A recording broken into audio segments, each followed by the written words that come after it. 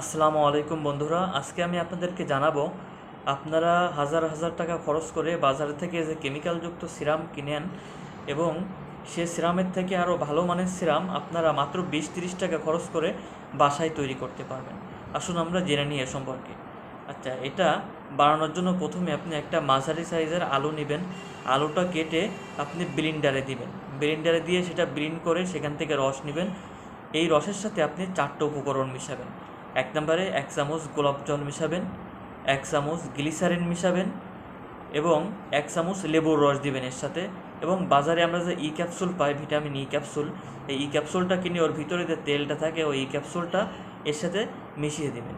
মিশিয়ে দেওয়ার পরে রাতে আপনারা মুখটা ভালোভাবে ধুয়ে সেটা মুখে লাগিয়ে রাখবেন এবং মর্নিংয়ে সেটা আবার ধুয়ে ফেলাবেন।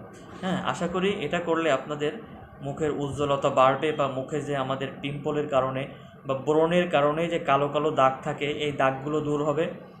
সাথে যে ডার্ক সার্কেল থাকে অনেকের চোখের নিচে, কপালে, হ্যাঁ, বা অন্য জায়গায় যে ডার্ক সার্কেলগুলো থাকে এগুলো দূর হবে।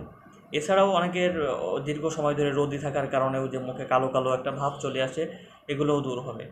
এবং এই যে সিরামটার কথা আমরা বললাম, ন্যাচারালি এটা আপনি তৈরি করতে পারবেন।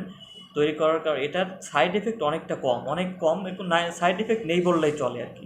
ঠিক আছে, আশা করি আপনারা উপকৃত হবেন। যদিও বাসায় তৈরি করা প্রসেস করতে একটু অনেকের কাছে একটু ঝামেলা মনে হতে পারে।